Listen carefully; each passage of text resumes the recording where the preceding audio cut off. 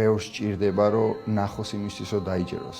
მე ჯერ მჯერა და მე რო ხედა. ყოველთვის თავდაჯერებული ვიყავი ჩემს შესაძლებლობებში, ვშრომობდი ძალიან იმისთვის რომ განვითარებულიყავი ყოველთვის. ის მომენტი როცა მოვიდა და დადგარა უკვე მსოფლიო ჩემპიონატის გამარჯვება უნდა მეჩხუბა ერთი ჩვეულებრივი საღამო იყო, სადაც ჩემს Instagram გვერდზე შევედი და ვნახე რომ ეწერა 14:0-ზე და მომავალი მსოფლიო UFC-ის ჩემპიონი და უცებ მეთქი ღმერთმა თუ აქამდე მომიყვანა და ყველა ის დაბრკოლება გავიარე, რომ აქამდე მოვსულიყავი, ეხა რატო არ ვიქნები თავდაჯერებული ჩემ თავში და რატო შემეპარება ეჭვი იმაში, რომ არ გავხდები მსოფლიო ჩემპიონი.